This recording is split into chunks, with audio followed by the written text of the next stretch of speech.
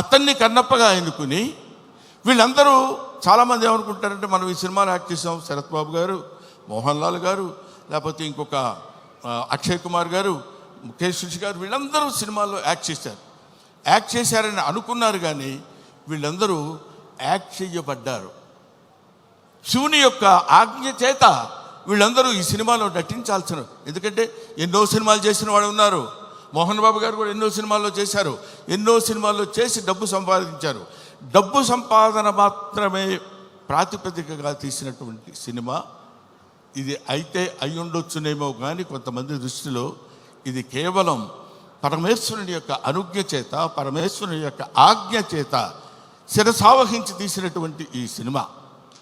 అందుకని నేనేం చెప్తున్నానంటే మీ అందరికీ, మహానుభావులకి, మహాత్ములకి, ప్రవచనకారులకి, ప్రయోక్తలకి మీ అందరికీ శిరస్సు వంచి పాదాభివందన చేసి నేను చెప్పే మాట ఏంటంటే, పెచ్చుమీరిపోతున్నటువంటి ఈ కలియుగంలో కలి యొక్క ప్రభావం చేత పరమ దుర్మార్గమైనటువంటి ఆలోచనలతో ఉన్నటువంటి ఈ మానవుల్ని కనీసం భక్తి అంటే ఇది, భక్తి అంటే ఇలా ఉంటుంది. మనం ఇంత భక్తితో ఉంటే మనకు అన్ని శుభాలే జరుగుతాయి. కొంచెం కష్టపెట్టిన ఈ సినిమా తీసిన దగ్గర నుంచి ఇప్పటి వరకు తండ్రి కొడుకులు ఇద్దరు ఎంత మదనపడ్డారో, ఎంత కష్టపడ్డారో సమీపంతో చూసినటువంటి వ్యక్తిగా నేను చెప్తున్న మాట. ఎందుకంటే భగవంతుడు ఊరికనే వచ్చేసి ఇదిగో తీసుకుంటారా అని అందరికీ చల్లి వెళ్ళిపోడు. కాలుస్తాడు, నిప్పుల్లో కాలుస్తాడు, సుత్తి దెబ్బలు కొడతాడు, అవన్నీ భరిస్తుంది. అది ఆయన ఎన్నుకున్న బంగారం. ఆ తర్వాత ఒక అద్భుతమైనటువంటి ఆభరణాన్ని చేయగలడు కన్నప్ప లాంటి సినిమా తీసి. అటువంటి సినిమా తీయడానికి ఉద్యుక్తుడైనటువంటి ఆ వ్యక్తి ఏమైనా సినిమాలు తీశాడు అనుకోండి, మీరు వదిలేసేయండి, దాని గురించి మనం పెద్ద పట్టించుకోవాల్సిన అవసరం లేదు. ఆయన విమర్శించండి, వాళ్ళ నటన విమర్శించండి, వాళ్ళని ఇంకేదో విమర్శించండి, తప్పు లేదు. ట్రోలింగ్ చేయండి, తప్పు లేదు. కానీ ఇక్కడ డబ్బు కోసం సినిమా తీసినా, ఇంకో కోసం సినిమా తీసినటువంటి కంటెంట్ ఏంటంటే శివభక్తి.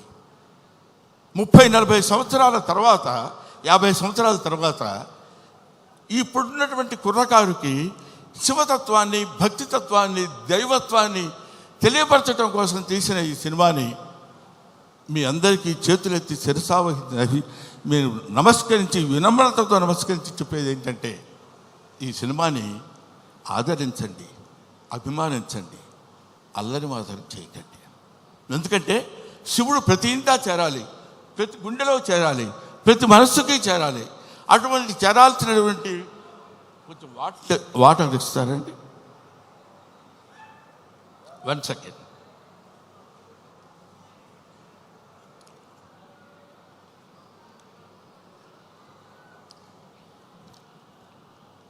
ప్రతివాడి హృదయంలో చేరాలి.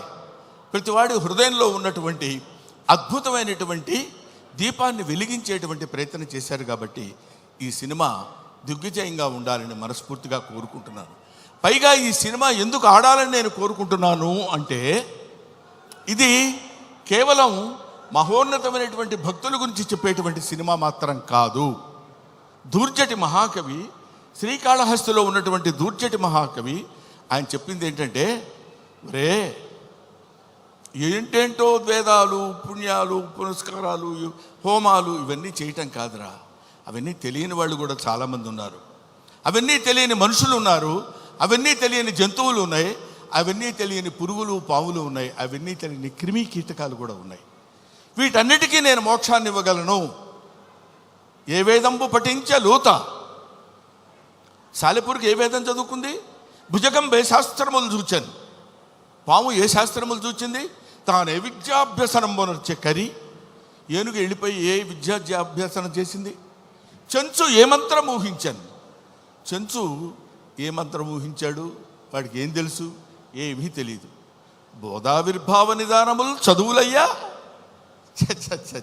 కాదు అని చెప్తున్నాడు.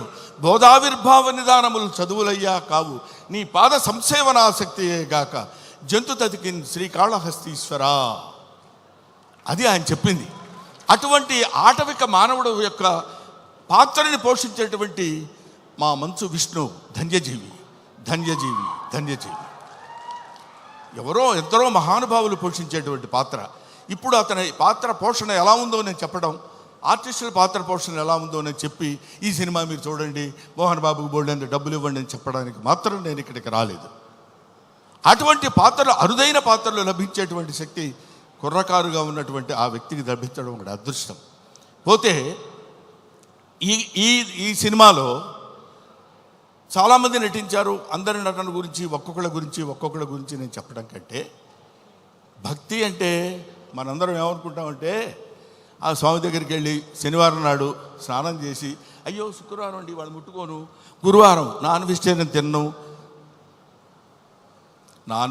తిన్నావా, don't bring the God to kitchen level అన్నాడు వివేకానందుడు. భగవంతుడిని కిచెన్ లెవెల్కి తీసుకొస్తారు ఎందుకండి మీరు? అక్కర్లా, మీరు తినండి. కొండల కానలను తిరిగి దుర్జట రాసిన పద్యం చెప్తున్నా, నేను చెప్పేది కాదు. కొవ్విన పందుల లేళ్ల దుప్పులను చిన్నక పెద్దక కారు కమ్మగా ఉండుదురు, నీవిచ్చట ఉండనేలా నా కొడుకు ఆనతీక ఉడుమురికి రాగదవయ్యా లింగమా, నువ్వు రా. మా చిన్నక్క పెద్దక్క ఉన్నారు, దుప్పి మాంసం, వేట మాంసం, పంది మాంసం తీసుకొచ్చి పెడతాను నీకు. కొవ్విన పందుల లేళ్ల దుప్పులు అంటే నువ్వు తినేటువంటి ఆహారంలో ఉన్నటువంటి విశిష్టత గురించి నీకు నేను సమర్పిస్తాను. సమర్పణలో ఉన్నటువంటి ఆత్మ సమర్పణలో తనకు కలిగినటువంటి భావాన్ని పాదాల దగ్గర చేసి ఆత్మ నివేదన చేసుకున్నప్పుడు శివుడు అనుగ్రహిస్తాడు. బావా దేవుడే లేడంచు దూషించు దుష్టాత్మడని అన్నాడు కన్నప్ప. అటువంటి వాణ్ణి కూడా మార్చి తన వైపు తిప్పుకొని, ఒరే నన్ను ఆశ్రయించు, నీకెవడో దిక్కు లేనప్పుడు నేనున్నాను నీకు. ఎందుకంటే ఇంకా ఆయన గురించి చెప్పాలంటే అద్భుతమైన విషయాలు ఎన్నో చెప్పొచ్చు. అందరూ కాదని కింద పడేస్తే చనిపోయిన శరీరాన్ని నేనున్నాను రా నీకు అని అక్కున చేర్చుకునేటువంటి మహానుభావుడు ఆ పరమేశ్వరుడు శివుడు. ఎవ్వడు వద్దొద్దు అయిపోయాడు తీసి పడేయండి కింద అంటాం మనం, మన ఇంట్లో వాళ్ళనే మనం అంటాం. అటువంటి వాళ్ళని అందుకనే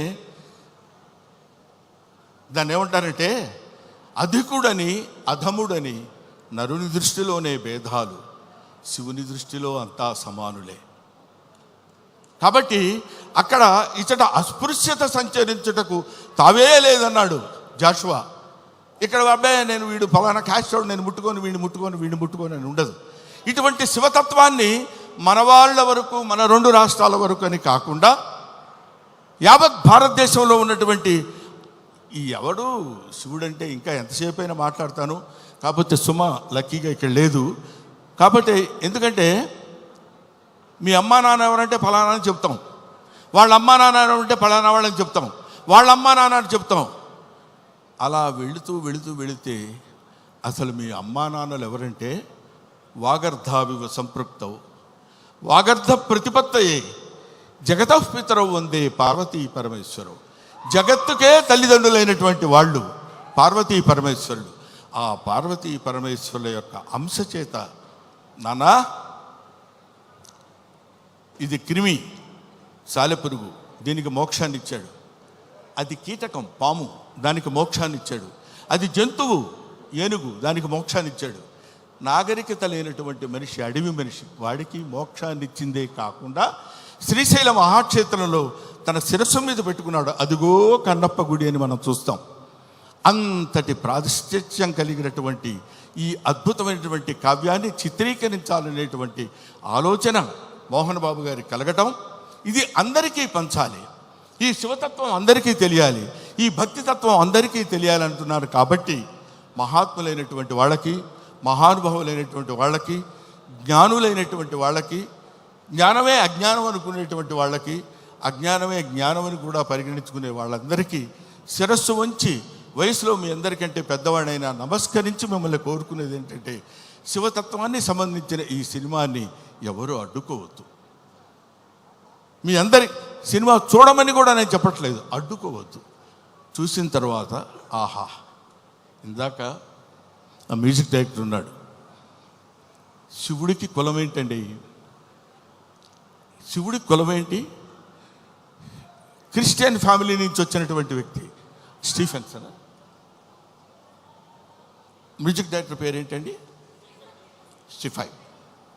ఆయన శివతత్వాన్ని గురించిన సినిమా గురించి అంత అద్భుతమైనటువంటి భక్తితత్వంలోకి తీసుకెళ్ళటం అనేటువంటి ఆలోచన, ఇవన్నీ they are all picked. Sharath Kumar, లేకపోతే ఒక ముఖేష్ ఋషి, ఒక మోహన్ లాల్, వీళ్ళందరినీ, అక్షయ్ కుమార్ లాంటి వాళ్ళని పట్టుకుని వీళ్ళు వీళ్ళు వీళ్ళు ఉండాలని ఆలోచన అతనికి ఎలా కలిగిందంటే, ఇది ఏది మనం చేసింది కాదు, ఈ కన్నప్ప సినిమా అనేటువంటిది ఒక అద్భుతమైనటువంటి, ఒక the greatest adventurous film on the surface of earth. కాబట్టి భూమి మీద ఉన్నటువంటి ప్రతి వాళ్ళు, ముఖ్యంగా కుర్రకారు, భక్తితత్వాన్ని అంటే ఏంటో తెలియనటువంటి వాళ్ళు. ఎందుకంటే నేను ఏదో ఒక విషయంలో మాట్లాడుతూ, భక్తి అంటే ఏంటంటే వెళ్ళిపోయి దండాలు పెట్టుకుని పూజలు చేసేసి మంత్రాలు చదివేసి అని, అది తప్పులేదు, అది వాళ్ళ నమ్మకం కావచ్చు. కానీ మనకి జన్మనిచ్చినటువంటి దేవుణ్ణి నిరంతరం, అదే కన్నప్ప సినిమాలో ఒక పాటలు చూశాను నేను. అన్నం ముద్దలో దేవుడిని చూస్తాడు, సగం నరకబడిన కొయ్యలో దేవుడిని చూస్తాడు. ప్రతి చోట దైవాన్ని దర్శించుకునేటువంటి స్థితిని కల్పించటమే భక్తి. ముఖ్యంగా ఈ సినిమాలో నటించినటువంటి ప్రభాస్ గురించి చెప్పాలి.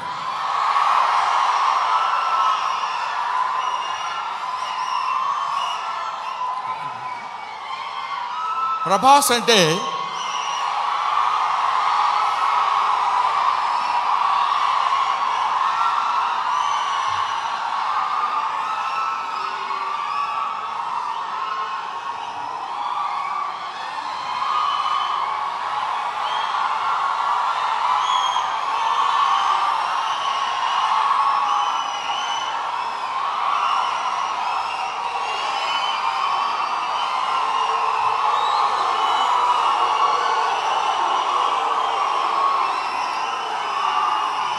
ప్రభాస్ అంటే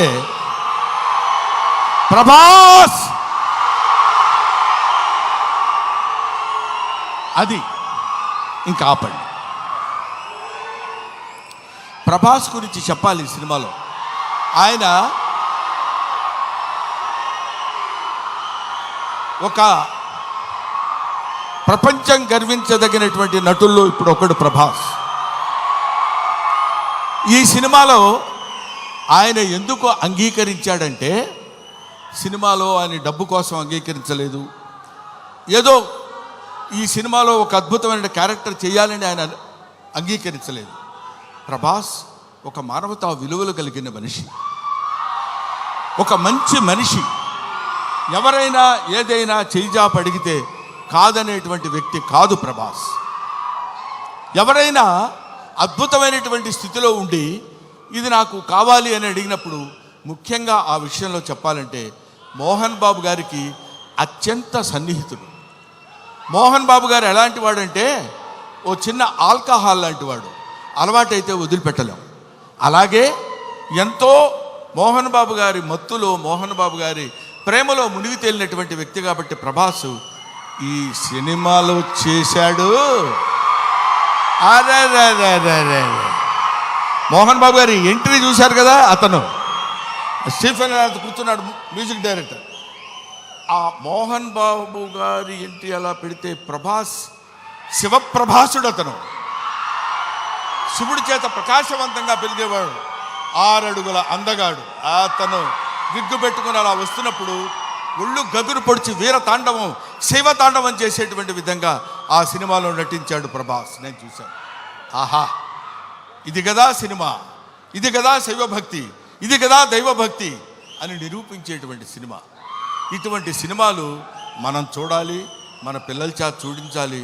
మన భక్తి రసాన్ని భారతదేశంలో పెంపొందించే విధంగా చేయాలని మనస్ఫూర్తిగా కోరుకుంటూ, ఓం నమో పార్వతీపతయే, హర హర మహాదేవ, శంభో శంకర. హర హర మహాదేవ, శంభో శంకర. అందరి స్పీచ్లు అయ్యేంత వరకు బ్రహ్మానందం గారు ఇక్కడే ఉండవలసిందిగా రిక్వెస్ట్ చేస్తూ మేము